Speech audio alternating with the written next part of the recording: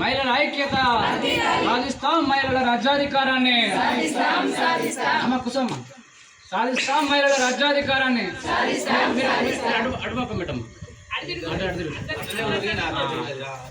సాధిస్తాం, మహిళల రాజ్యాధికారాన్ని మహిళల ఐక్యత అంతర్జాతీయ శ్రామిక మహిళా ఐక్యత అంతర్జాతీయ శ్రామిక మహిళా దినోత్సవం అంతర్జాతీయ శ్రామిక మహిళా దినోత్సవం సాధిస్తాం, మహిళల రాజ్యాధికారాన్ని మేమెంతో సమాన పనికి సమాన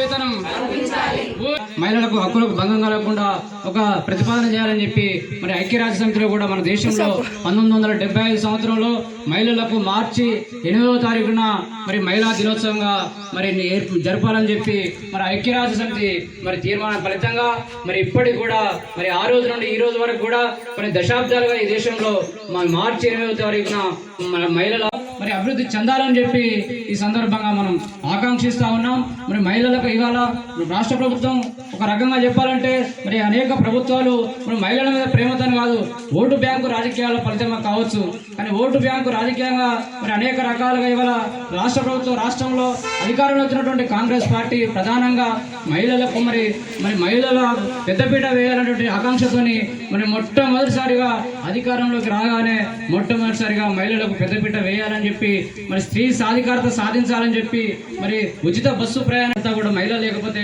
ఈ సమాజం లేదు. సమాజంలో మహిళల పాత్ర అమోఘమైనటువంటిది. స్త్రీ జాతి ఈ భారతదేశానికి ఈ ప్రపంచానికి వెన్నుముక లాంటిది. స్త్రీ బాగుంటేనే ఈ దేశం బాగుంటుంది, ఈ దేశం బాగుంటేనే ఈ సమాజం బాగుంటుంది. ఈ సమాజంలో అదేవిధంగా మహిళలకు కూడా మహిళా సంఘాలకే మరి వడ్డీ లేని రుణాలు ఇచ్చి మరి మహిళలను ప్రోత్సహించడానికి పెద్ద ఎత్తున ప్రయత్నాలు చేస్తూ ఉన్నది.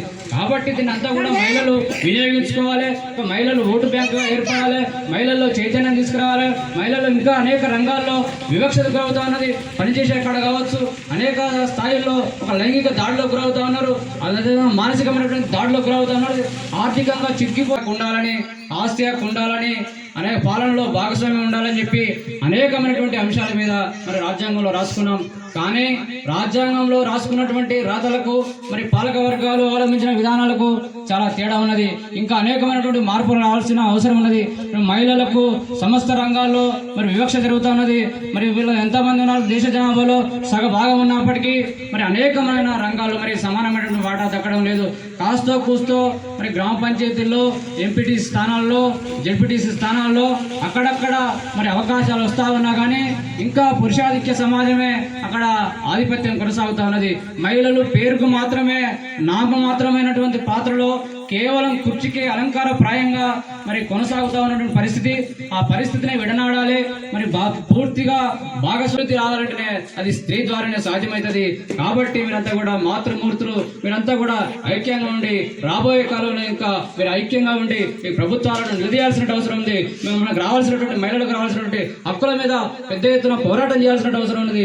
మహిళలంటే కేవలం భూస్వామ్య వర్గాల మహిళలే కాదు, అనేక మంది శ్రామిక కులాలు, నా ఒడ్డెర కార్మికులు ఇవాళ బండలను పిండి చేసి మరి ఒడ్డెరను మరి ఆ రకమైనటువంటి మరి ఊపిరి బిగబట్టి మరి కొండలను తవ్వుతున్నటువంటి నా ఒడ్డెర సోదరులు కూడా వాళ్ళలో భాగస్వామ్యం రావాలి. వాళ్ళకు కూడా మరి అధికారంలో వాటా రావాలి. అదేవిధంగా నా చాకలోళ్ళు, నా మంగళోళ్ళు, నా రజకులు, నా కుమ్మరోళ్ళు, అనేక మంది నా కురుమోళ్ళు, అనేక మంది నా శ్రామిక కులాలు, మా మాదిగోళ్ళు డప్పులు చెప్పులు కుట్టినటువంటి మరి దళిత కులం ఇవాళ ఎక్కడున్నది? అదేవిధంగా మరి చాకిరేవు పండ పైన బట్టలు ఉతుకున్నటువంటి నా చాకలి మేళ ఎక్కడున్నది? వాళ్ళందరికీ కూడా పాలనలో భాగస్వామ్యం రావాలి, అధికారంలో వాటా రావాలి. సమస్త రంగాల్లో వాళ్ళకు వాటా వచ్చినప్పుడే ఈ దేశం ముందుకు పోతుంది. కాబట్టి ఆ దిశగా